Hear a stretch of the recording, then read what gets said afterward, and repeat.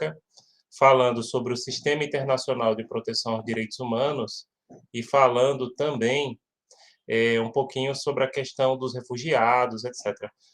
Semana que vem a gente não tem encontro, porque a gente reserva uma semana para que vocês possam fazer as provas, né? Então, nesse período, inclusive, a gente tem que reservar, porque os próprios alunos acabam pedindo para a gente, né? Dizendo, não, professor, a gente vai ter que entregar a prova, então a gente já tem um número de alunos baixo em relação ao normal. E aí, no mês de outubro, a gente vai fazer as preparações para a nossa MUN de novembro, que vai ser híbrida. Depois, não agora, mas depois eu vou passar a relação de quem vai querer participar da MUN na SES, que vai ser no auditório, e quem vai querer participar da MUN online, né? A gente vai ver aí, porque vai ser híbrido o sistema. Vai ser transmitido de lá, eu vou estar lá. E quem puder e quiser ir também, né? Vai ser durante... Mas aí a gente tem tempo para organizar isso, tá? Não se preocupem. Boa tarde, Guilherme. Boa tarde, Clara. Boa tarde a todos e todas que nos acompanham. Pessoal, então, qualquer problema, como eu estou dizendo, eu não estou no ambiente... no meu ambiente normal, né? Estou na casa da minha mãe. Então, qualquer probleminha, vocês... professor, não está meio travado, teve algum problema, vocês repetem aqui, tá certo? Então, eu vou começar logo essa parte teórica, né, para a gente ver se a gente consegue terminar hoje essa parte teórica, tá certo? Esses slides já estão disponíveis lá no Google Classroom do projeto, tá? Inclusive, hoje a gente vai falar agora do Sistema Internacional de Proteção aos Direitos Humanos e depois eu vou falar um pouquinho sobre refugiados.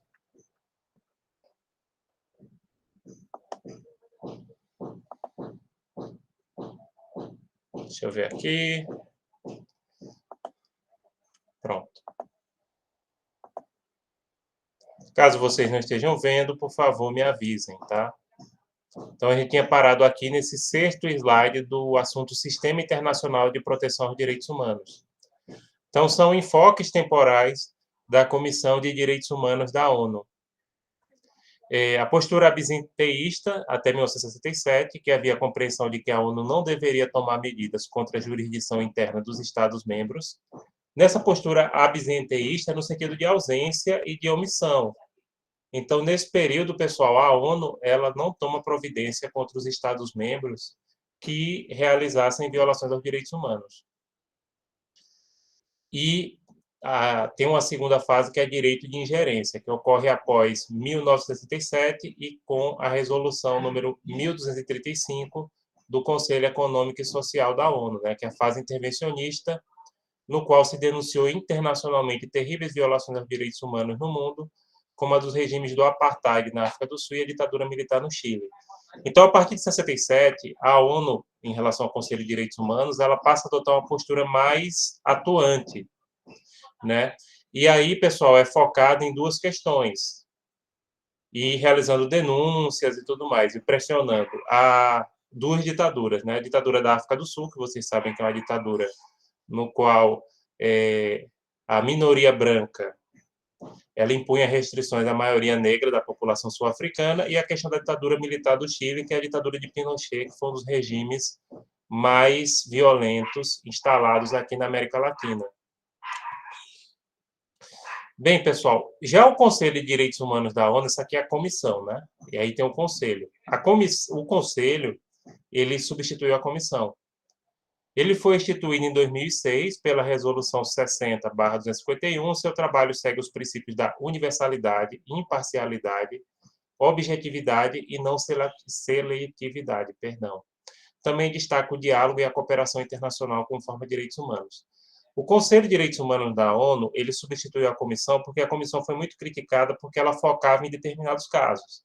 Ainda que esses casos fossem justos, como essa questão da ditadura chilena e da ditadura sul-africana, mas não era muito seletivo, entendeu? Por isso é que esse novo conselho ele trabalha com a universalidade, ou seja, direitos humanos são para todos, independente do país, né?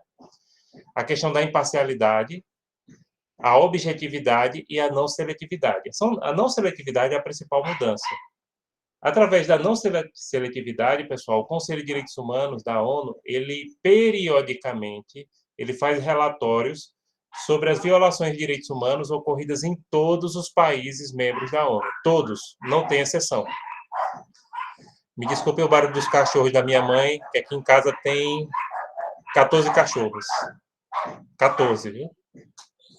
É sério. 14 cachorros. É muita cachorrada. Minha mãe. E não é culpa da minha mãe, não, viu? É da minha irmã. Minha irmã é aquela pessoa que junta a cachorrada. Eu que tenho pouco, tenho duas, né? Em Caruaru.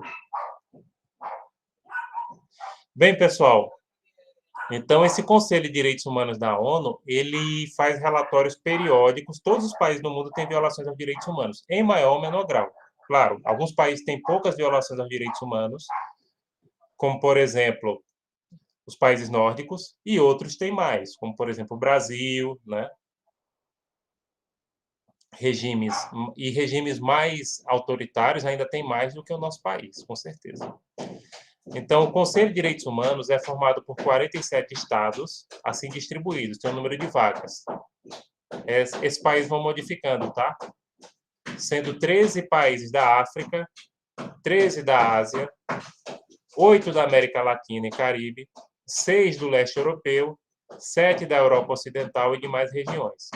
O mandato é de 3 anos, né?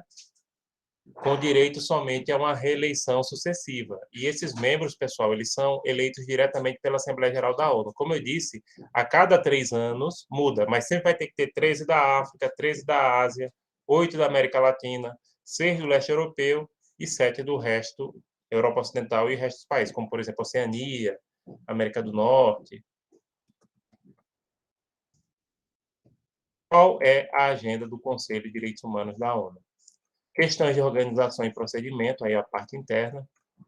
Relatório anual do Alto Comissariado das Nações Unidas para Direitos Humanos e do Secretário-Geral, que é feito um relatório anual falando sobre as principais violações dos direitos humanos que ocorrem no mundo. Promoção e proteção dos direitos humanos civis, políticos, sociais, culturais e do direito ao desenvolvimento.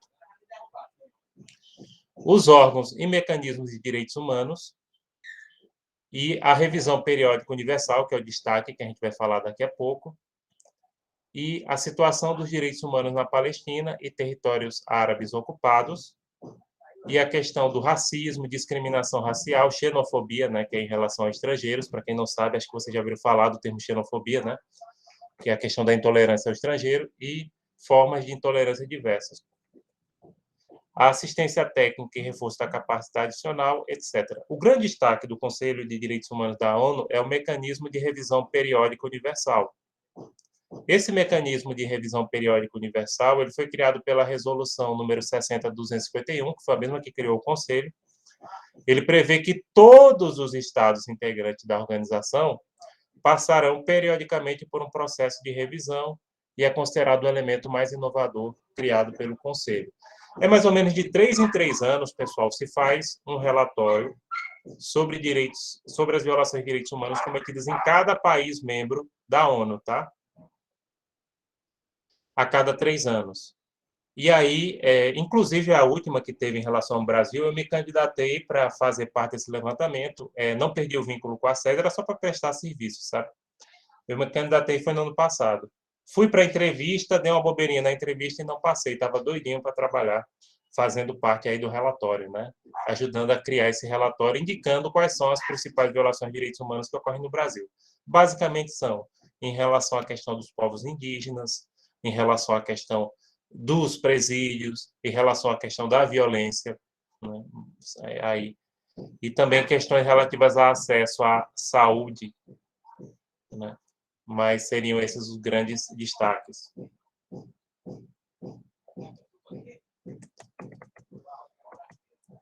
Bom, pessoal, a resolução número 5/1 criou o procedimento de denúncia, que seria o Complaint Procedures, que permite que indivíduos e ONGs possam trazer denúncias de violações para apreciação do Conselho. Pronto, aqui também é outra coisa importante.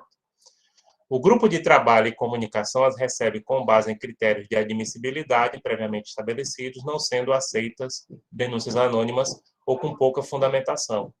Após a análise, a denúncia é encaminhada para o Estado interessado para que se manifeste acerca das alegações. É o seguinte, se uma pessoa sofreu uma violação dos direitos humanos em um país membro da ONU, ela pode ser individualmente ou através de uma ONG que seja conveniada, ela pode fazer denúncias ao Conselho de Direitos Humanos da ONU e levar o caso para ser discutido lá. Só que isso não é judicial, entendeu, pessoal? O Estado não é condenado a, por exemplo, pagar uma indenização. Nesse caso aqui, só é feito recomendações ao Estado, viu? É declarado que o Estado violou os direitos humanos naquele caso, mas, assim, não tem como condenar, não tem como obrigar o Estado a pagar uma indenização às vítimas, é só uma questão de declaração mesmo, ou seja, de recomendação. Não tem força, entendeu? Não tem força juridicamente falando. Mas é importante, porque imagine, o Estado está lá reconhecido que aquela situação é uma violação aos direitos humanos. Né? Requisitos de admissibilidade dessas denúncias de violações aos direitos humanos. A pessoa tanto pode dar entrada individualmente quanto através dessas ONGs que sejam conveniadas à ONU. E aí você pode buscar informação sobre isso na internet. Acredito também que eles só recebam nos idiomas oficiais da ONU, que seria inglês, espanhol, árabe, chinês, francês e russo. Quais são os requisitos dessas denúncias, né? Não ter motivação política manifesta, conter descrição factual indicando qual direito está sendo violado, e aí com base nos tratados internacionais, né? Não ter linguagem abusiva, ser submetido pela vítima ou grupo que a represente, não ser baseado unicamente em fatos apresentados pela mídia, tem que trazer outras provas, e não está sendo apreciado em outros órgãos da ONU ou de sistemas regionais ou internacionais de proteção de direitos humanos. Nesse caso aqui, o Brasil faz parte também do Sistema Interamericano de Proteção de Direitos Humanos. Aí tem que escolher um ou outro, não pode dar entrada nos dois ao mesmo tempo. O Sistema Interamericano de Direitos Humanos seria talvez mais interessante do que o sistema da ONU para o brasileiro, porque tem uma corte e essa corte dá uma sentença que vale como uma sentença emitida pela Justiça Federal do Brasil. Então, se for para querer indenização, é mais interessante o sistema interamericano. Por exemplo, os índios Chucuru de Pesqueira, o Brasil foi condenado a pagar a indenização de $1 milhão para eles na Corte Interamericana. Se fosse na ONU, só ia dizer que houve violações aos direitos humanos, né? Ficaria registrado internacionalmente essa violação, mas não teria como você pedir essa indenização, né?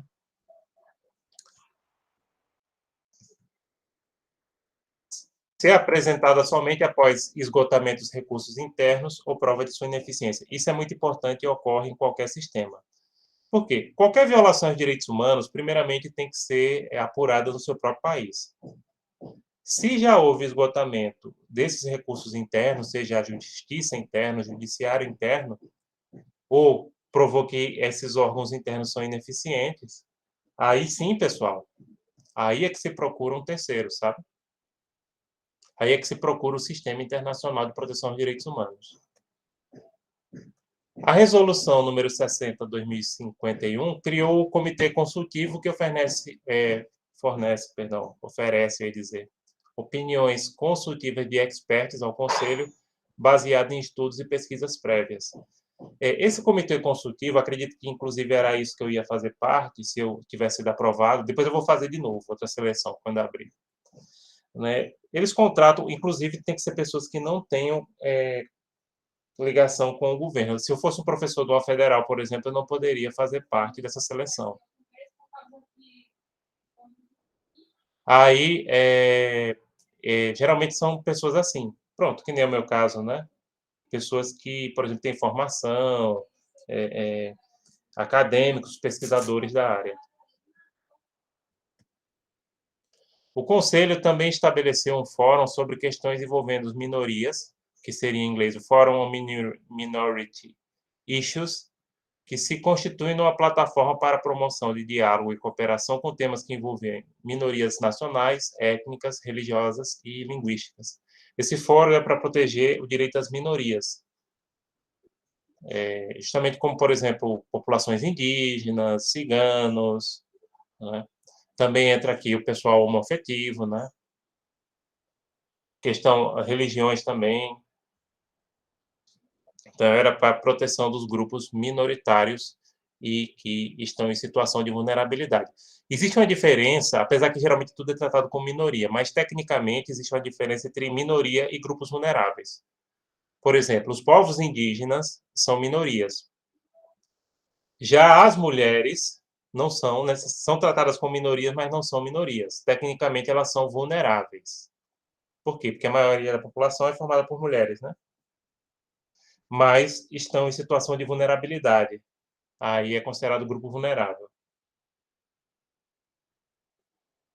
O Comitê Consultivo do Conselho de Direitos Humanos seria um órgão subsidiário, né, o Conselho de Direitos Humanos, que eu já falei um pouquinho sobre ele. Sua função é oferecer apoio consultivo temático e a gente deve fornecer expertise necessária através de estudos e pesquisas. O Comitê Consultivo geralmente é formado por professores, pesquisadores da temática de direitos humanos, né?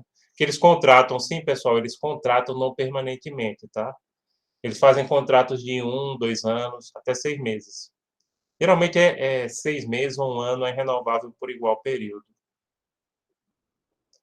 E, como eu disse, ele não é um vínculo empregatício, entendeu? Você está trabalhando como consultor durante aquele período, você recebe, claro, uma remuneração. Inclusive, você faz uma parte do tipo de licitação, você pede o quanto você quer ganhar. Eu fui selecionado a prévia, né? Mando o projetinho, fiz a entrevista, não passei na entrevista. Mas, por exemplo, até questão de inglês eles verificam. O inglês eu passei, tá? O inglês eu passei. Na verdade, eles pediram para eu detalhar como é que estava o relatório do Brasil, o último. Eu só falei no geral. Eu notei que eles queriam específico. Eu falei, olha, o relatório do Brasil aponta problemas em áreas em relação à questão dos presídios, em relação à questão dos povos indígenas, né? E aí eles... Mas, assim, eu não dei o detalhe em que ponto específico. Eu falei no sentido amplo, que nem eu estou falando agora para vocês. E aí eu notei que eles queriam bem detalhadinho. E aí eu dancei. Mas na próxima vez eu passo.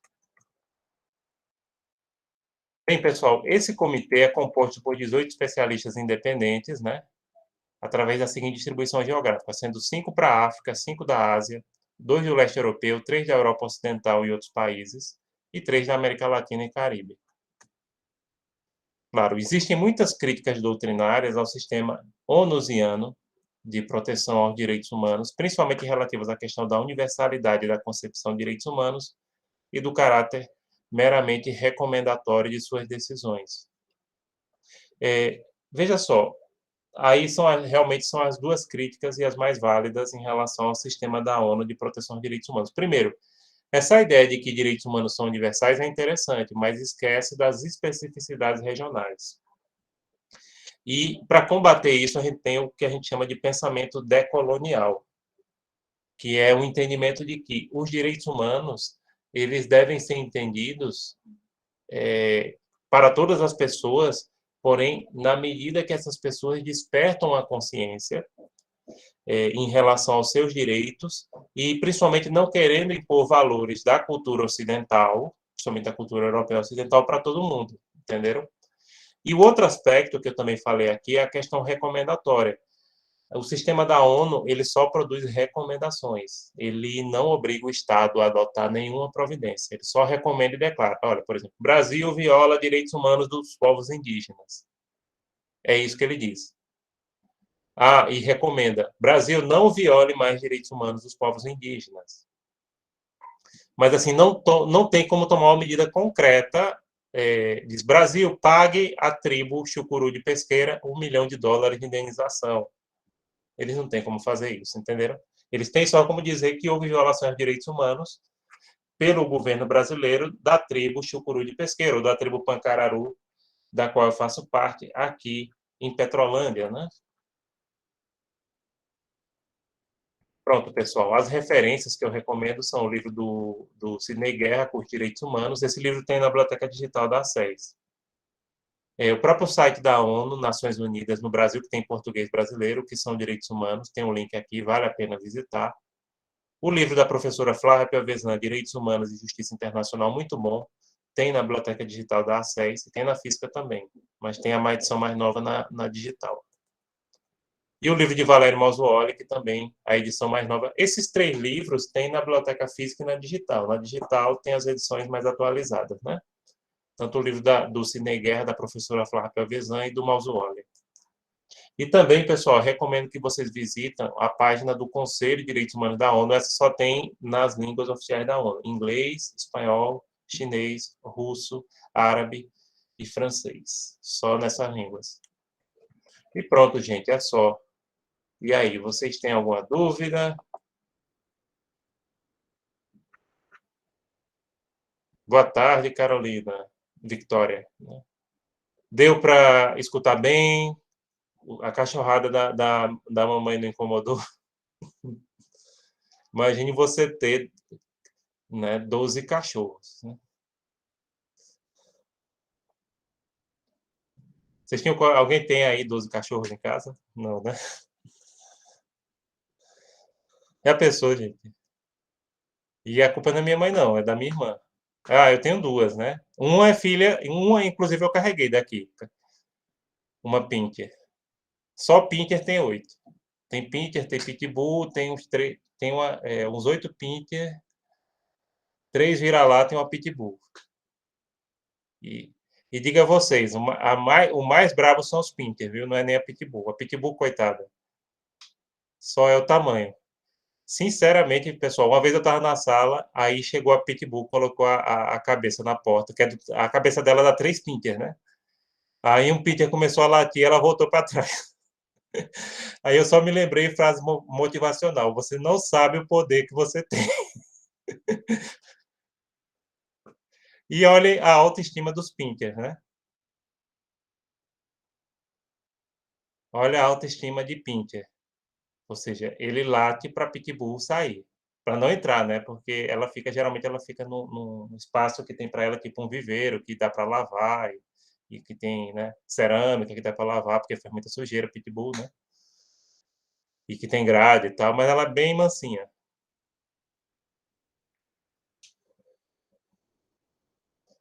Inclusive, ela não latiu uma vez. Quem latiu aí foi os Pinters. Vocês escutaram alguém latindo, foi Pinter, que é a família de Pinter. Tem os pais, os filhos e os netos dos Pinters. Bom, mas vamos deixar a cachorrada para lá, que já pararam, né? Daqui a pouco eles voltam. E aí vamos. Vocês têm alguma dúvida, pessoal, até agora, alguma pergunta? Que aí eu vou passar para o último assunto, que é a questão dos refugiados.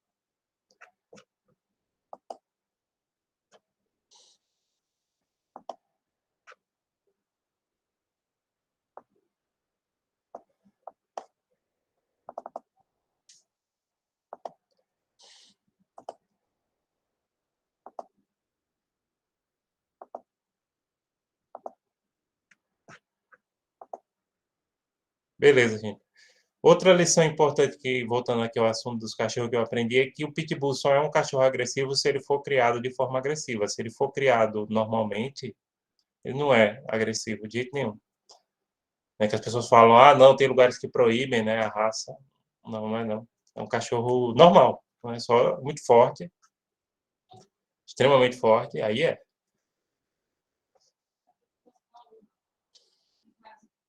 Mas é manso.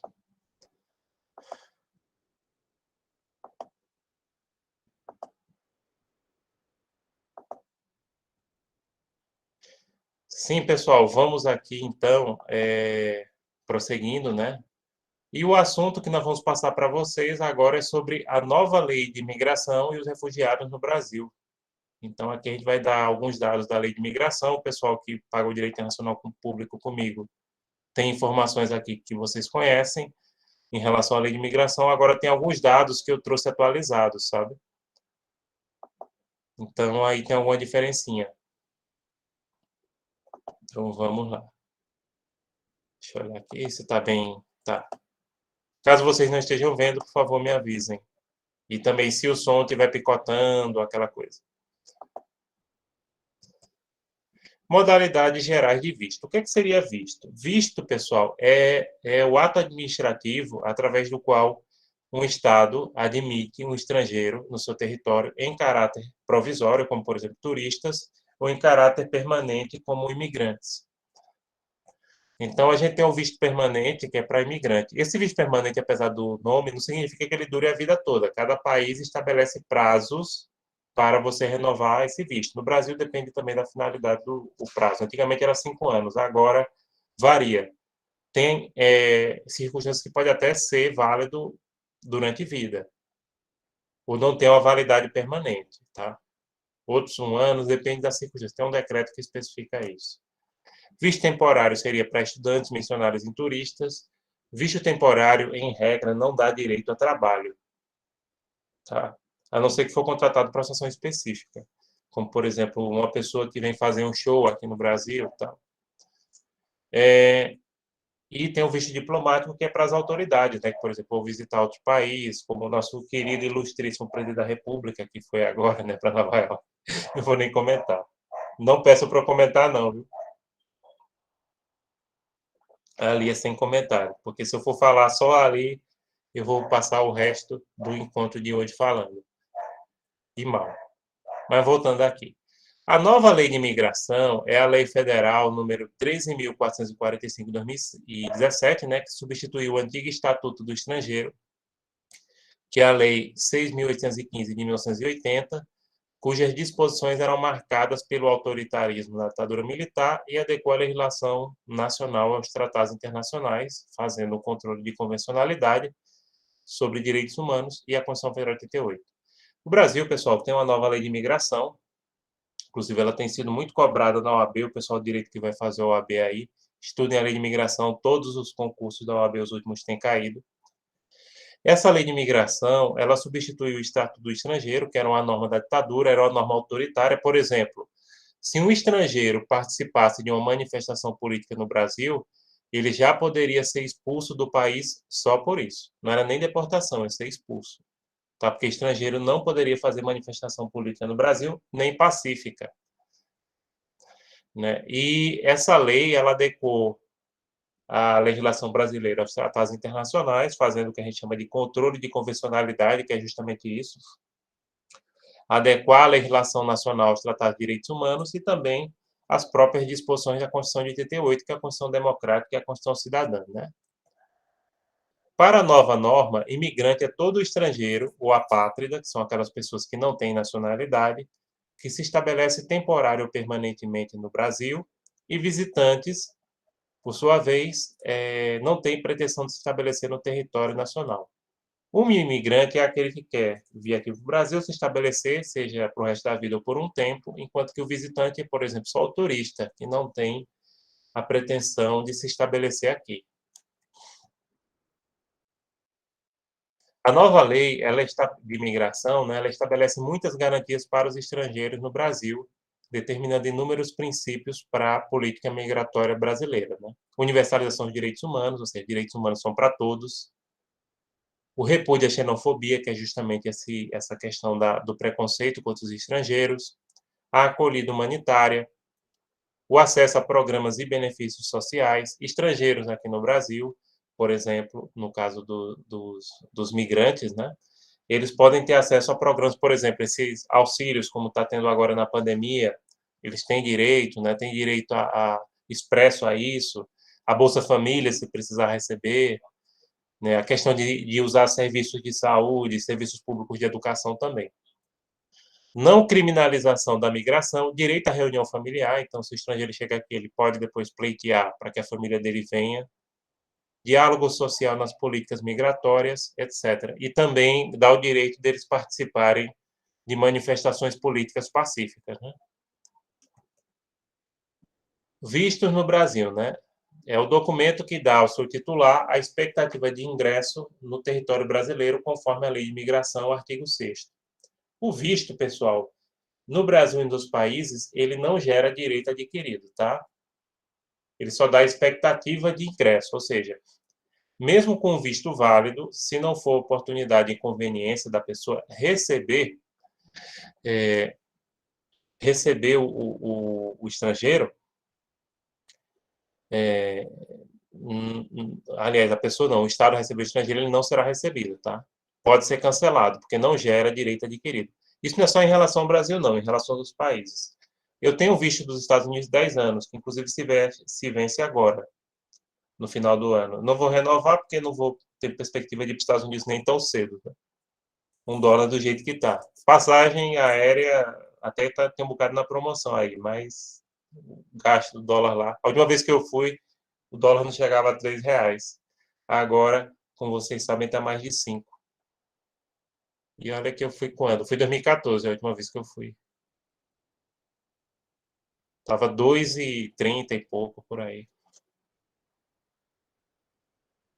Então, pessoal, por exemplo, se eu quisesse ir para os Estados Unidos, ano passado, aí eles podiam dizer, não, não vou receber você por conta da pandemia. Ah, não, mas eu tenho visto válido aqui. Esse visto é 10 anos, tá vendo? É o próprio governo americano que me deu. Sendo mesmo assim, não é oportunidade de conveniência agora lhe receber por conta da pandemia. Espécies de visto na nova lei de imigração. Nós temos o visto de visita, que é para turistas, né? O visto temporário aqui seria para pessoas que vêm, por exemplo, estudar, que geralmente se renova todo ano, tal. O visto diplomático, que seria para diplomatas e cônsules de outros países. O visto oficial, nesse caso, são funcionários de governo de outros países, como ministro, deputado, né, políticos. O visto de cortesia, né? Esse visto de cortesia, ele pode ser dado, por exemplo, para celebridades que não venham a serviço para o Brasil, ou para parentes, por exemplo, de diplomatas ou de políticos que estejam visitando. Às vezes até para empregado, não, a empregada do embaixador, aí dá uma cortesia. Então, tem a mais variada para visto de cortesia. A nova lei de imigração passou a denominar o visto permanente aqui no Brasil de autorização de residência, podendo ser concedido nos seguintes casos, entre outros, pesquisa, ensino e extensão, nos casos para professores, acolhida humanitária, né? Trabalho, reunião familiar, pessoas que perderam a nacionalidade brasileira, refugiados, apátridas, asilados, vítimas de tráfico de pessoas, etc. A duração do visto permanente agora no Brasil varia. Se for no caso de apátridas, pode ser concedido, pode ser, não significa que vai ser concedido toda vez, até sem prazo, tá? Pode valer o resto da vida. Em outros casos, pode valer a partir de 1 ano. Isso varia de acordo com a situação, tá? Porque antigamente, quando era visto permanente, era 5 anos. E aí tá faltando vocês me perguntarem, professor, onde é que a pessoa tira esse visto? Polícia Federal. Polícia Federal. Toda a documentação de estrangeiro, isso é extremamente importante que vocês saibam, até para poder assessorar tanto quem faz direito quanto quem faz RI, que for assessorar estrangeiros. É na Polícia Federal que resolve essas broncas de visto, tá? Assim como a gente tira o passaporte, se vocês sabem, né? A gente tira o passaporte na Polícia Federal, né? Porque é órgão do Ministério da Justiça. Quem emite é o Ministério da Justiça. Só que aí a Polícia Federal é órgão do Ministério da Justiça responsável por isso. Até durante muito tempo houve uma briga porque o Itamaraty queria ficar responsável por isso, né? Por essa emissão de documentos. Mas acabou preponderando a Polícia Federal. Segundo a referida norma, não será concedido visto quando o requerente não preencher as condições para sua concessão, ocultar condições impeditivas, não indicar, né? Menor de 18 anos, desacompanhado dos pais ou sem autorização dos responsáveis, além das hipóteses previstas para impedimento à entrada no Brasil.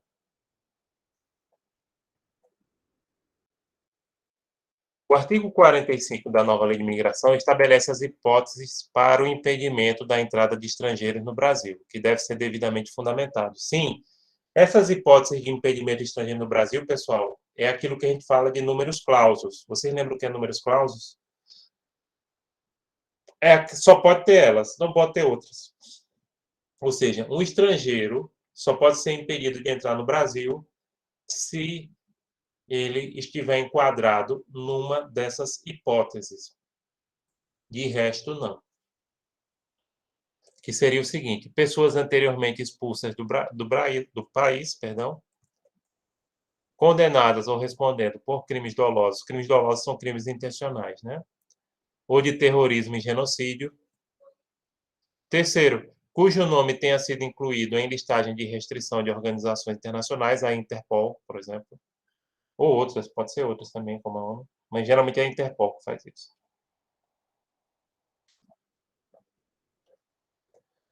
Pessoas sem o devido documento ou com documentação irregular, pessoas cuja viagem não seja condizente com o visto. A pessoa, tudo indica que ela vem se estabelecer no Brasil. Mas, contudo, entretanto, todavia, tá claro que ela está com visto de turista, então o visto dela não é adequado para o que ela vem fazendo no Brasil. Estão entendendo? Quem tenha falsificado o documento ou prestado falsas informações. E, sétimo, quem tenha praticado atos contrários à Constituição Federal de 88. Olha, pessoal, somente pode ser negado a entrada de um estrangeiro nessas hipóteses. Tem que fundamentar e dizer qual é a hipótese que o estrangeiro está enquadrado, tá? A maioria dos países do mundo, inclusive os Estados Unidos, eles não fundamentam, tá? Eles negam o visto, mas não fundamentam. Por exemplo, já teve um caso do aluno nosso, que era policial rodoviário federal, e foi negado o visto dele. E o cônsul, lá no consulado americano em Recife, disse: tente ano que vem. Ele disse: mas eu sou policial rodoviário federal. Quase assim, sendo assim. Eu não vou deixar de ser policial rodoviário federal para ir lavar a louça nos Estados Unidos. Disse: não, tente depois, tente daqui a um ano. Né? Eu digo: olha, eles realmente não precisam lhe explicar qual é o motivo, porque a legislação americana não exige. Mas é estranho, porque você tem um emprego estável no Brasil, que tem uma remuneração razoável né, e até eu fiquei conversando com ele. Ele não disse isso lá, né? Não. Ele mostrou toda a documentação de policial rodoviário, né? Como é que policial rodoviário vai ser imigrante legal nos Estados Unidos? De jeito nenhum, né? Bem, pessoal, tratado bilateral, o princípio da reciprocidade dispensa o visto prévio, de entrada no Brasil e na maioria dos países da América Latina e Europa Ocidental para questão de visita, tá? Mas é o visto prévio que é dispensado. Então, o brasileiro ele pode ir para a maioria dos países da América Latina e Europa Ocidental e permanecer ali num prazo que pode variar de 30 a 90 dias, no máximo, e não precisa de um visto prévio. Claro que alguns documentos são exigidos, né? No caso europeu, principalmente, seguro de saúde, passagem de volta, né? Uma quantia em dinheiro, cartão de crédito disponível para você gastar.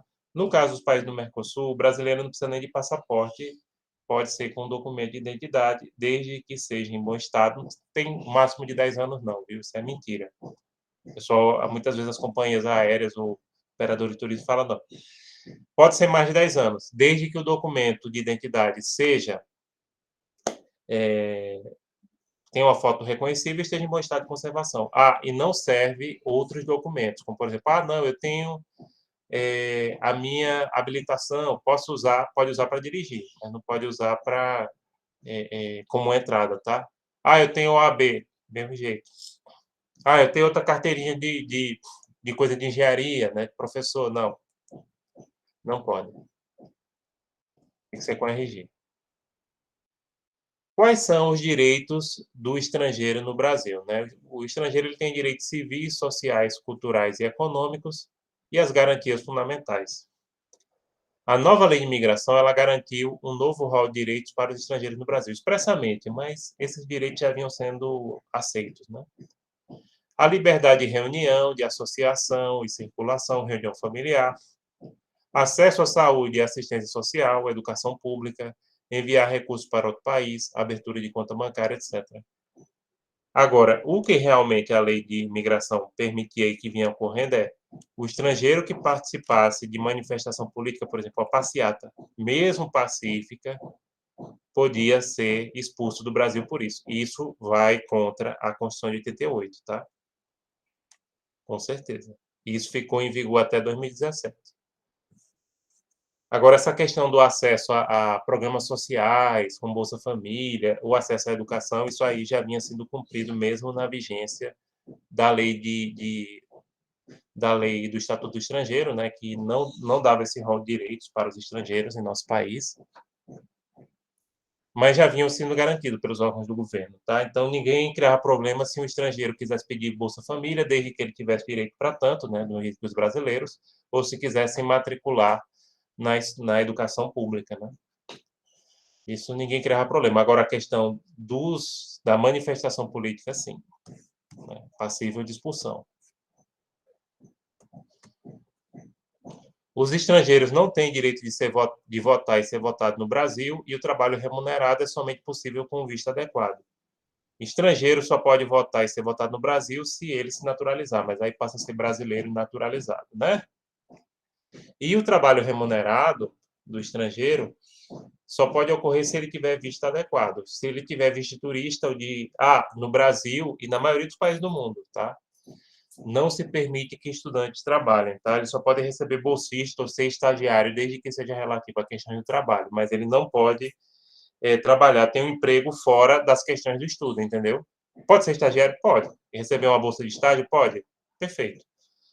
Não pode trabalhar em outro lugar, que não seja relativo. Na maioria dos países é assim. Agora, as pessoas pensam que é uma regra, porque países como Estados Unidos, Canadá, Irlanda, onde muitos brasileiros fazem intercâmbio, permite que o estrangeiro trabalhe, né? O estudante, perdão, trabalhe, né? Desde que uma carga horária, por exemplo, Estados Unidos, eu fiz intercâmbio lá, são 20 horas. São 20 horas, e tinha gente que trabalhava. Você pode trabalhar 20 horas por dia. Qualquer emprego, entendeu? Não só na área, não. Até porque era o cursinho de línguas que eu estava fazendo. Eu não trabalhava, não. Eu só fui fazer de férias mesmo. Mas tinha outros que foram passar 1 ano, 6 meses, aí esses trabalhavam. Inclusive, eu fui com visto de turista, era permitido. Você pode fazer cursinho de férias com visto de turista, tá? Nos Estados Unidos. Tranquilo. Não tem problema não. Inclusive, a imigração foi até na sala. Sempre ia na sala verificar se o pessoal estava estudando mesmo, se não é de fachada, entendeu? Não era para ver o meu caso, não. Para ver de todos, eles verificam. Então, tranquilo. Ah, não. Ele está fazendo curso de férias, de inglês de férias, e é turista, só tem visto turista. Beleza. Não pode trabalhar também, né? Bem, a nova lei de imigração também protege os apátridas, que são aquelas pessoas que não têm nacionalidade, inclusive lhes dando direito a um processo simplificado de naturalização brasileira, definido em regulamento próprio.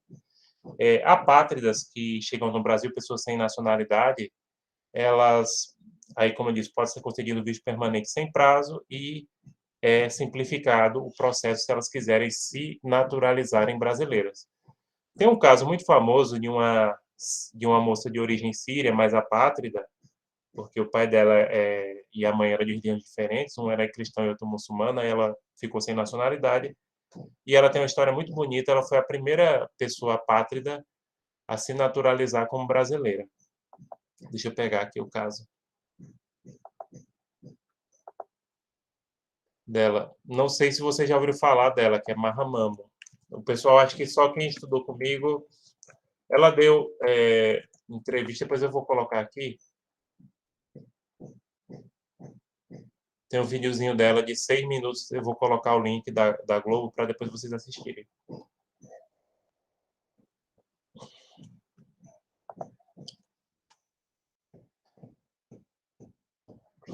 Pronto, pessoal, vou colocar aqui o visto. O visto não, perdão, só não vou cabeça sem visto. O vídeo da Mahamamo de 6 minutos, que vocês podem assistir ela contando a história, que é a primeira pessoa que foi beneficiada por essa lei para se naturalizar brasileira. Pronto, coloquei aí. Vocês têm alguma pergunta até agora? Tudo certinho? Tudo certinho, né? Estão me escutando bem? Não está incomodando, não, o barulho?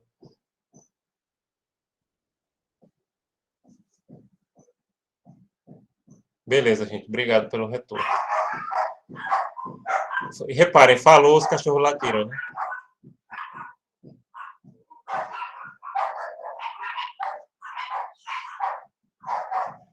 Fala, os cachorros latem.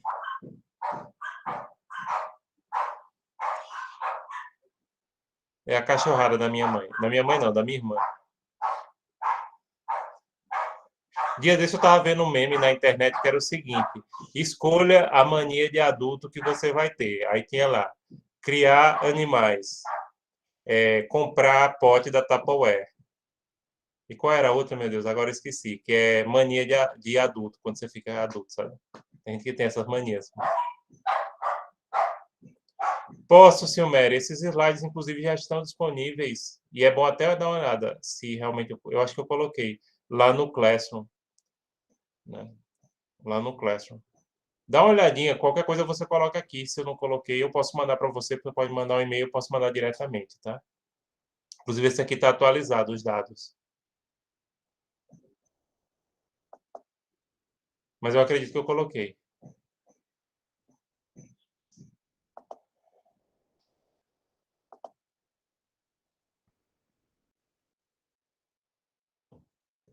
Princípio da primazia da lei local. Os estrangeiros ficam sujeitos e devem obediência à lei e jurisdição dos países que visitam. Pessoal, os estrangeiros, eles devem, e isso é uma coisa extremamente importante que eu tenho que chamar a atenção enquanto professor da área. Se vocês visitarem um país estrangeiro, procurem conhecer algumas normas básicas, porque tem coisas que aqui no Brasil é besteira e lá fora dá bronca pesada, tá? Por exemplo, na Alemanha, se você ultrapassar fora de uma faixa de pedestre, você recebe uma multa de 5 euros, se tiver um policial. Então, o estrangeiro, e por isso é que tem aquele negócio na lei, né? Ninguém alega o desconhecimento da lei para descumpri-la. Vocês sabem disso. Então, se vocês forem visitar qualquer país, hoje em dia isso é muito fácil, que vocês podem ver na internet, é, conversar com alguém da área, um professor, né, perguntando, olha, tem alguma norma daquele país que eu tenho que ter cuidado? Então, pessoal, sempre o estrangeiro tem que obedecer às normas e respeitar as normas do país que visita, tá? Ele não pode alegar, claro, isso aí pode haver até uma redução, por exemplo, de uma pena que ele vai sofrer, mas não vai dispensá-lo, tá? Não se usa mais extraterritorialidade em canto nenhum em relação à questão dos estrangeiros. Inclusive, tem casos de brasileiros que já foram presos por conta disso, né? Inclusive, acho que vocês já ouviram falar até de brasileiros que já foram condenados à pena de morte na Indonésia por ser pego com drogas. Enquanto que em outros países, não só no Brasil, em outros países, isso principalmente se for para consumo, né? Muitas vezes não gera processo, ou só gera, ou abre um TCO, né? Em outros países dá bronca pesada. Então, precisa a gente estar atento para determinadas regras dos países que a gente visita. Nunca esqueçam isso, tá? Nunca esqueçam isso.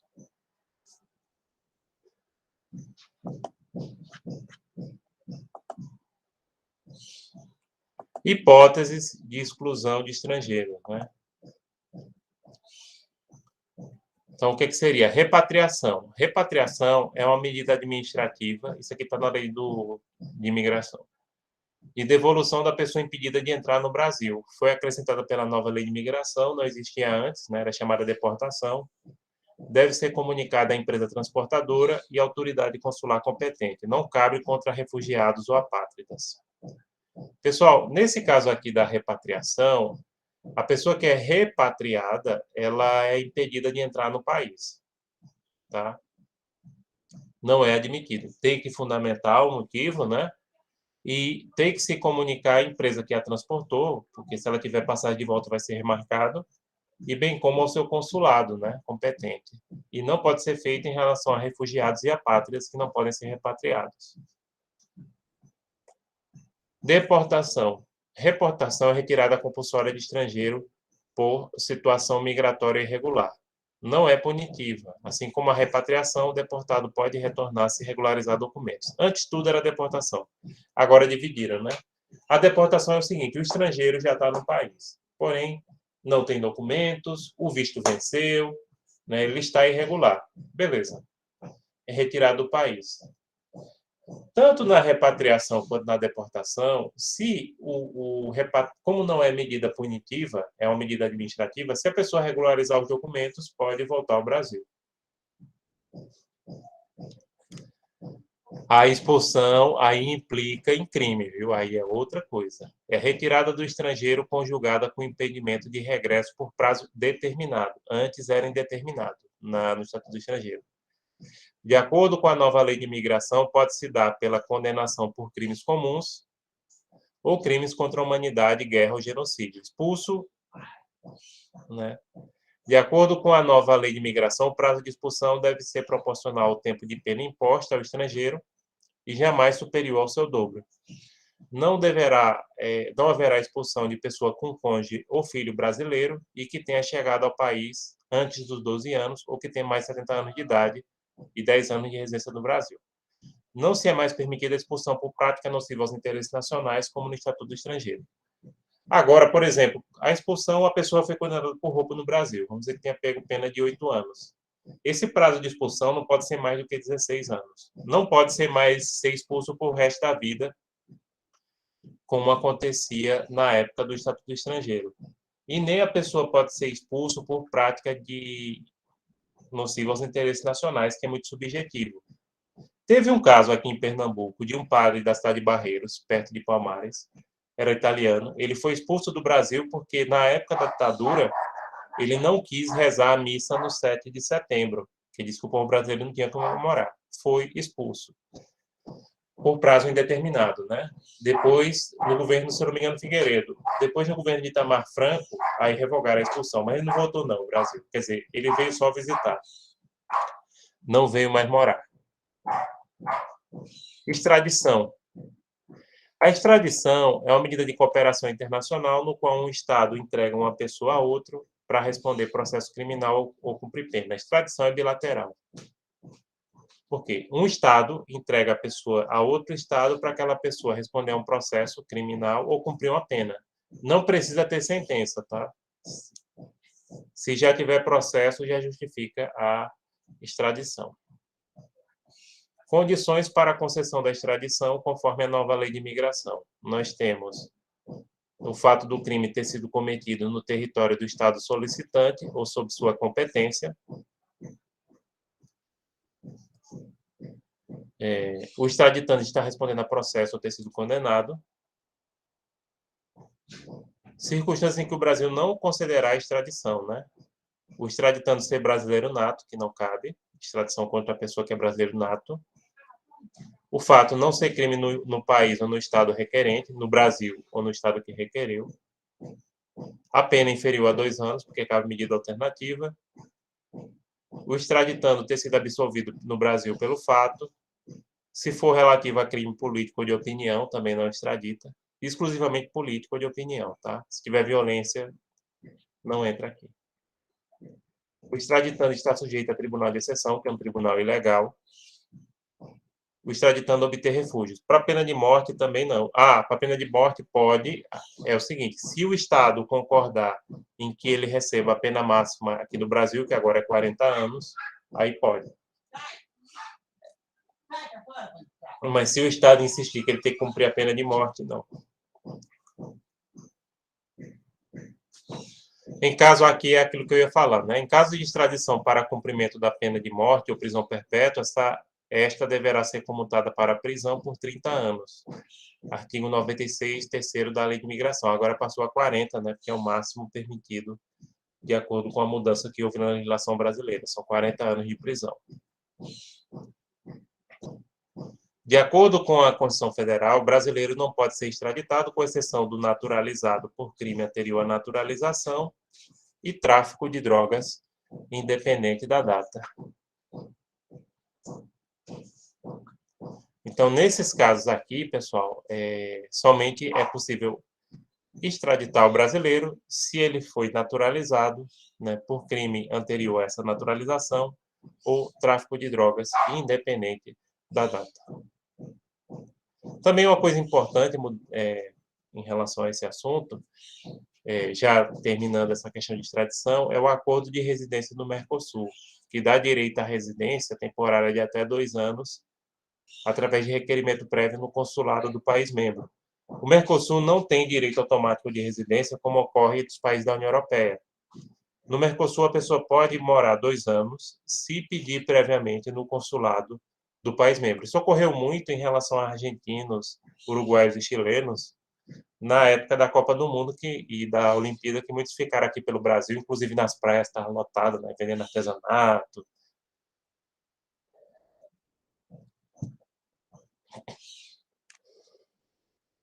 Então, isso é o acordo de residência no Mercosul. Deixa eu ver se vocês têm alguma pergunta antes de prosseguir o assunto.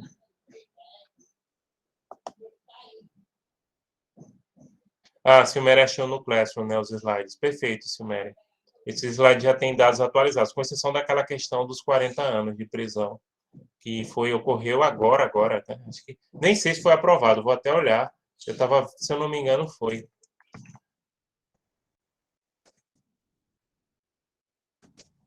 decreto foi aprovado, mas essa proposta estava quase passando da lei anticrime.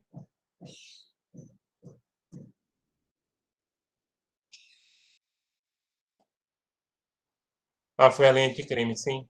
Entrou em vigor. Já tem até que corrigir isso.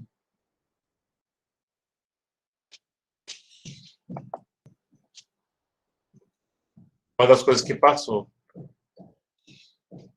Então era 30. Celine, hoje eu ainda disponibilizo, antes do final da tarde, viu? Eu disponibilizo essa gravação. Beleza, pessoal.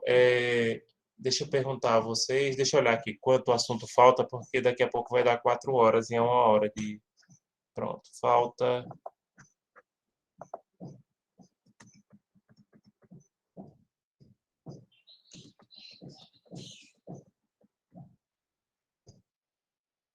Deixa eu dar uma olhada aqui quanto é que faltaria para a gente olhar.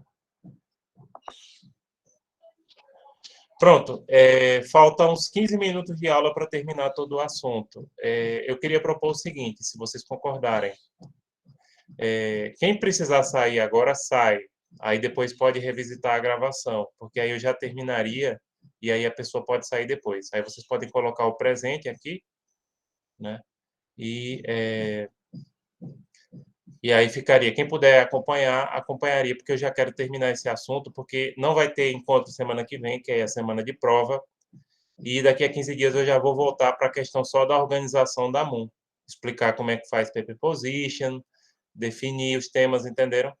Então, vamos, tá certo? Vamos combinar isso. Então, se alguém precisar sair, coloca aqui o seu presente. Aliás, todos já quiserem colocar o presente e ficar acompanhando, quem puder, quem quiser sair, pode sair. Que aí eu vou ver se eu já termino esse assunto. Tá certo? Então, coloquem aqui o presente.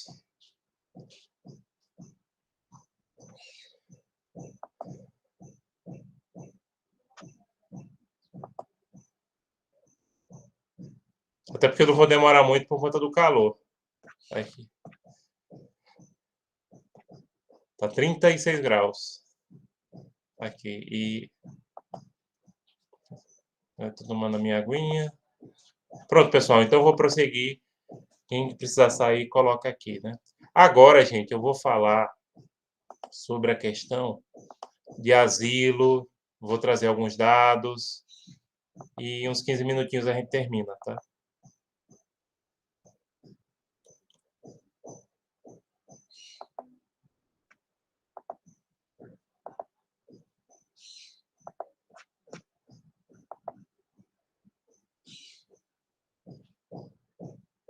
Pronto, beleza. Vamos lá. O asilo seria o acolhimento de estrangeiro perseguido por crime político ou delito não relativo à justiça comum. Constitui ato discricionário do Estado, embora alguns autores digam que é vinculado. A nova legislação estabelece que o asilado perderá o asilo caso saia do Brasil sem autorização. Asilo é você receber um estrangeiro que está respondendo por um crime político. Crime político é aquele no qual você é considerado criminoso por ser contra o governo do seu país. Também cabe em relação a crimes de responsabilidade, que são, por exemplo, aqueles crimes que autoridades como o presidente da República cometem. A maioria dos autores considera ato discricionário, ou seja, o Estado concede se ele quiser e a quem ele quiser, tá? O asilo é territorial, ou seja, você concede o asilo para que a pessoa vá morar no território do seu país. Quais são as condições? Primeiro, a natureza política dos delitos. Pode ser um crime comum que tenha natureza política? Pode. Por exemplo, um sequestro, um roubo? Pode. Então, um homicídio. Viu? Estado de urgência. Só o embaixador superior pode conceder, cônsul não pode conceder. Só o embaixador, ministro das Relações Exteriores, no caso do Brasil, o presidente da República, é quem pode conceder asilo. Local que se concede a missão diplomática, um navio de guerra pode pedir asilo também, etc. De acordo com a nova norma migratória, a Lei de Migração, o STF pode deixar de considerar como crime político atentados contra a autoridade ou crimes contra a humanidade de guerra, genocídio ou terrorismo. Percebam que diz que o STF pode deixar, não significa que não vá fazer. Não significa que vá fazer, né? Pode ser provocado. Então, pessoas que tenham, por exemplo, assassinado autoridades, né, cometido crimes contra a humanidade e guerra, aí o STF pode revisar e proibir que seja concedido asilo para essas pessoas. Teve até o caso Batista aqui, que foi muito polêmico, né, que o presidente Lula concedeu asilo para ele, e aí ele tinha cometido atos de terrorismo na Itália. Mas foi antes da vigência, tá, dessa lei. O artigo 28 da nova lei de imigração define que não se considerará asilo para crimes contra a humanidade, de guerra, genocídio ou agressão. Agressão, nesse caso aqui, não é você bater na outra pessoa, não, tá? Crime de agressão é quando um país tenta invadir outro, para a ordem internacional, né? Conforme o Estatuto do Tribunal Penal Internacional. E diz, não. Aí diz, professor, então isso quer dizer, por exemplo, a pessoa pode receber um asilo se cometer um sequestro, um homicídio? Sim. Embora o STF possa rever, né? Isso, sim. Agora, nesse caso aqui, de crimes que são objetos do Tribunal Penal Internacional, não cabe de jeito nenhum. Asilo diplomático é uma prática aqui na América Latina, tem origem no direito costumeiro, a maioria dos países não aceita, né? Fora da América Latina, o asilado se refugia na embaixada. Asilo diplomático é uma prática muito comum e corriqueira na América Latina. A pessoa recebe o asilo e fica na embaixada do país, tá? Até conseguir ir para o próprio país que concedeu o abrigo, né? Isso é muito comum devido ao fato da maioria dos países da América Latina enfrentarem ditaduras, foi muito corriqueiro. Agora, o que acontece é que fora da América Latina, isso não é muito bem-vindo não, viu, pessoal? Teve o caso Julian Assange, inclusive eu participei de um livro muito bom sobre asilo diplomático, que hoje é o melhor livro do Brasil, não por minha causa, viu? Mas porque, por muitos autores importantes, eu é que fico honrado de ter sido convidado para participar desse livro, um trabalho junto com um aluno da SES, né, que eu orientei, no qual ele abordou o caso do Manuel Zelaya, que era o ex-presidente de Honduras, que ficou na embaixada do Brasil no país dele, né, asilado, enfim. No caso do asilo diplomático, o caso de Julian Assange, que ele tinha vazado segredos do governo americano no site Wikileaks. Então, o que aconteceu? O Equador deu asilo diplomático para ele na embaixada do Equador em Londres. O governo britânico nunca aceitou esse asilo diplomático, porque na Europa não se aceita asilo diplomático, tá? Ele ficou uns 7 anos lá. Quando entrou um presidente do Equador que não queria mais, enfim, que não era com a cara, que não ia com a cara dele, que nem dizia o Kiko da turma do Chaves, mandou a polícia britânica buscá-lo. E foi lá e buscou. E saiu literalmente arrastado. Inclusive agora está até a discussão para ver se soltam ele, né? Porque o governo americano pediu a extradição. Refúgio. Qual é a diferença do asilo para refúgio? Pronto, isso é que vocês têm que prestar atenção.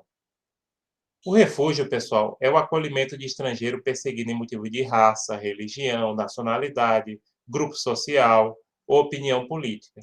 Diz qual é a diferença do refugiado para o asilado. Diferente do asilo, o refugiado não está sendo perseguido por um crime. É só uma pessoa que está numa situação de vulnerabilidade, entendeu? Devido à sua raça, à sua religião, ao seu grupo social, à sua opinião política. Por exemplo, esses refugiados venezuelanos, que hoje são a maioria no Brasil, que aí eles discordam do governo Maduro, que é uma ditadura, né? Então, aí seria o caso de refúgio, não é asilo, tá? O asilo você é acusado de um crime, o refugiado não. Elementos essenciais do refúgio, né? Primeiro, a pessoa tem o temor da perseguição. A pessoa não está ainda sendo perseguida por um crime, mas pode ocorrer. Extraterritorialidade, ou seja, o refúgio é concedido fora do território do país em que você pede. Então, se uma pessoa quer ser refugiada no Brasil, como é que ela faz? Ela chega na fronteira, no aeroporto, e diz assim: eu quero pedir refúgio ao Brasil. Beleza, a partir dali não pode mais deportá-la. O que é que vai fazer? A Polícia Federal vai abrir o processo administrativo. Esse processo administrativo vai ser analisado no Conselho Nacional de Refugiados em Brasília e pode ser deferido ou não. Enquanto a pessoa ficar aguardando sair a decisão desse processo administrativo, ela pode entrar no Brasil, pode trabalhar, etc. O status de refugiado é concedido de forma declaratória e garante a proteção humanitária devida no país de refúgio. Sim, mas tem que a pessoa apresentar alguns documentos e nem todos os casos de refugiado a pessoa é concedido, deferido. Daqui a pouco a gente vai falar o percentual no caso do Brasil. No Brasil, existe uma lei específica para regular a situação dos refugiados, já é bem antiga para vocês, para mim não, que é a Lei 9.434/97, que permite a concessão de status de refugiado para pessoas que sofram grave violações de direitos humanos e criou o Conselho Nacional para os Refugiados, CONARE. Pronto, no caso do Brasil, é como a gente tinha falado. O refugiado, ele pede, perante a autoridade que recepcionou ele, para dar entrada no processo administrativo, ele entrega a documentação, e aí isso é julgado pelo CONARE. Antes estava demorando de 6 meses a 2 anos para julgar, agora eles deram uma acelerada. Está muito melhor. Mas estava de 6 meses a 2 anos para analisar se a pessoa realmente ia receber o status de refugiado. Principais instrumentos jurídicos internacionais sobre refugiados seria a Convenção relativa ao Estatuto dos Refugiados de 51, da ONU, e o seu protocolo de 66, e a Declaração de Cartagena dos Refugiados da OEA de 1984. São os 2 tratados principais, e o Brasil faz parte, 2 não, 3, né? O Brasil faz parte de todos. Vamos falar agora de alguns dados sobre refugiados. No Brasil, pessoal, a gente tem um número pequeno de refugiados. Não existe crise de refugiados no Brasil, existem problemas locais, devido principalmente à omissão do governo federal, que é quem tem competência para lidar com essa questão de refugiados, né? Existe um total de 51.251 refugiados deferidos no Brasil, ou seja, reconhecidos. 76,3% são venezuelanos, tá? Isso são dados do Ministério da Justiça, agora, de 2021. Deixa eu voltar aqui. Deixa eu voltar. Que está saindo aqui. Esses dados são, pessoal, atualizadinhos, viu? Pronto. 71,4% dos pedidos de refúgio são deferidos, ou seja, são aceitos. Reparem que quase 30% é negado. 37.736 dos casos são pessoas na faixa etária predominante, que são pessoas de 30 a 59 anos. A maioria das pessoas que têm refúgio concedido no Brasil é nessa faixa. 44.650 são pessoas de sexo masculino e 47.600 foram motivados por violação grave e generalizada aos direitos humanos, que é o motivo que a pessoa alega pelo qual ela está pedindo refúgio ao Brasil.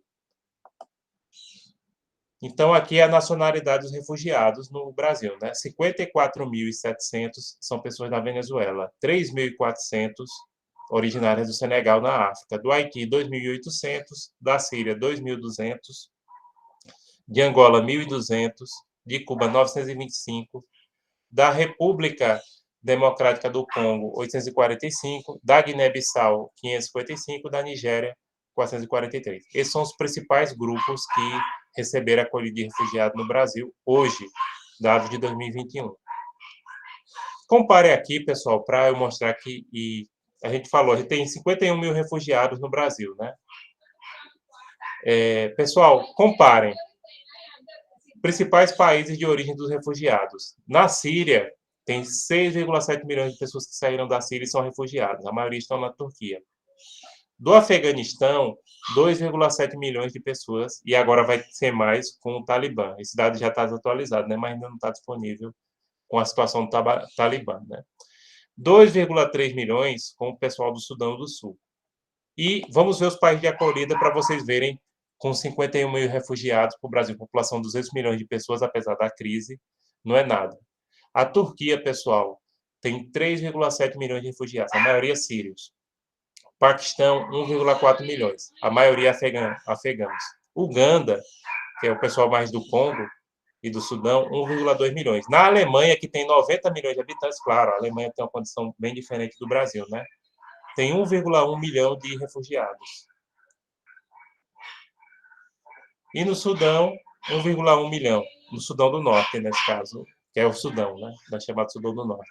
Então, percebam, pessoal, que no Brasil não há, estatisticamente, problema de refugiados. Existem problemas devido à ausência a própria questão de políticas públicas do governo federal, mas, numa população de 200 milhões, 51 mil refugiados é ridículo, em termos de problema. Claro, houve problemas em Roraima, no Acre, mas devido a uma desorganização, porque o volume nem é tanto, e países pobres como o Paquistão, 1,4, Turquia, que é um país mais ou menos no mesmo nível de desenvolvimento que a gente, 3,7 milhões. Claro, a Turquia recebe a ajuda pesada da União Europeia e da ONU por conta disso, né? No Brasil, a gente tem o escritório da Acnur, inclusive, a gente deve falar com o representante da Acnur durante a MUN, tá? No semestre passado, o pessoal lembra, Victoria Huguenet fez a abertura. Eu vou ver agora quem vai poder falar com a gente, se ela ou se outra pessoa. Então, percebam que os dados no Brasil mostram que a gente não tem uma crise de refugiados. Aqui nas referências, tem o site, além dos autores que a gente trabalha, né? Vocês podem buscar informações do Alto Comissário das Nações Unidas para Refugiados. Vocês podem buscar a Lei de Imigração e também do próprio Ministério da Justiça e Segurança, dados do CONAR e do Conselho Nacional de Refugiados. Então é isso, pessoal. Deixa eu olhar se vocês têm alguma pergunta, quem está acompanhando, né? Tem alguma pergunta, alguma questão sobre refugiados, que inclusive vai ser o tema da nossa MUN, né? Uma representante, alguém daqui no vai falar na MUN, porque a nossa MUN, ela faz parte do desafio dos refugiados da Acnur. Todas as MUNs promovidas no mundo inteiro têm que abordar esse tema a pedido da Acnur. Inclusive, a Acnur está premiando, ela vai dar premiação para os melhores votos, a gente vai mandar para eles, eles vão dar certificados para todos vocês, né, que estão participando conosco esse semestre, fora as horas do NEAC. Né? Vai vir o certificado bonitinho lá de Genebra, que eles vão mandar para a gente, como mandam sempre. Enfim, pessoal, vocês têm alguma pergunta? Tem alguma coisa? Ficou claro? E aí? Tudo ok? Perfeito, Celene. Beleza, pessoal. Então, se vocês não têm perguntas, daqui a 15 dias a gente volta. Semana que vem não tem encontro, porque a gente dá sempre uma dispensada quando tem semana de provas, né? Que semana de... Professor, Oi, pode falar. não é quanto à aula, mas eu tenho duas dúvidas. A primeira é que, tipo, a semana de provas da gente vai pegar do dia 27 ao dia 8. Então acaba pegando duas aulas, eu acho. Pronto, aí eu posso ver se a maioria estiver assim, a gente pode dispensar, porque sempre é o costume, entendeu, Celine? Da gente dispensar, até porque os alunos estão envolvidos com outras coisas. Ou deixam uma gravação, entendeu? A gente pode ver isso. A outra pergunta era sobre a MUN, que meu grupo já estava se organizando, aí eu fiquei com a parte de direitos humanos, aí eu queria saber, como direitos humanos é muito amplo, eu poderia correlacionar os temas de imigração e de Qual é meio o país que você está representando? Estados Unidos. Perfeito. Você tem que procurar no site do governo americano, pode ser na embaixada ou diretamente no site do governo americano, quais são as políticas que eles têm em relação a direitos humanos, porque cada grupo vai ter que fazer um paper position de uma página resumindo a posição defendida na MON. E isso tem que ser feito através da pesquisa concreta. Uma página até acha um pouco, e é pouco. O resto de material que você pegar, você pode trazer para os debates, entendeu? Mas para fazer tem que ser uma página. Aí o que acontece? O Departamento de Estado americano, inclusive, eles têm uma coisa que eu acho horrível, que eles fazem um relatório, não sei se você sabe, eles fazem um relatório anual, eu não sei se é anual, eu sei que é periódico, apontando quais são as violações que o governo dos Estados Unidos vê de direitos humanos em outros países. Isso é um horror, né? Ou seja, eles querem ser juízes do mundo, né? Como se, também se eles não tivessem muitas. Então, eles fazem. Inclusive, tem sobre o Brasil, você pode visitar isso aí. Então, você tem que pesquisar a atuação dos Estados Unidos em relação a direitos humanos de uma forma geral e resumir naquela página, pelo menos, os aspectos principais. Entendeu, Celine? Entendi. Material tem, inclusive do próprio governo americano. Eu não sei Mas é justamente por isso, por ter muito material, que eu fiquei confusa exatamente o que, tipo, tinha que pegar daquilo. o que é mais importante, entendeu? Pense isso. O que é mais importante? Por exemplo, uma das políticas importantes que eles têm é essa, de fazer esse relatório. Outra política também que eles têm é que eles financiam algumas ONGs de proteção aos direitos humanos, alguns programas ao redor do mundo, entendeu? Eles fazem isso também. E lá eles informam. No caso dos Estados Unidos não falta informação, é como eu disse, e você entendeu. É você selecionar o que é mais importante, Ok. entendeu? Obrigada, professor. Pessoal, mais alguma coisa? Não?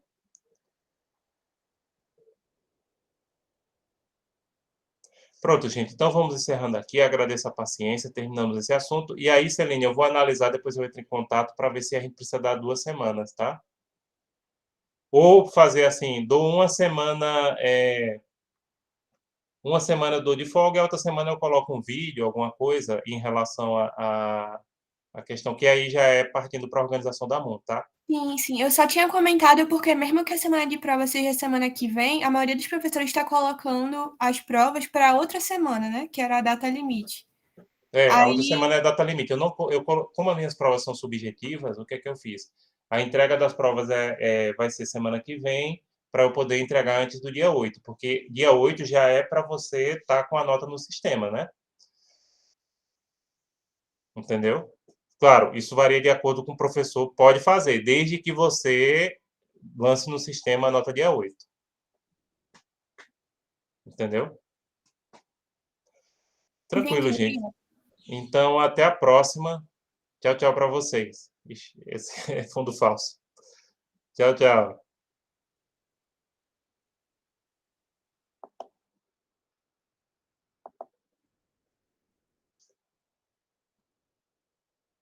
Por nada, gente. Obrigado. Obrigado vocês. Tchau, tchau.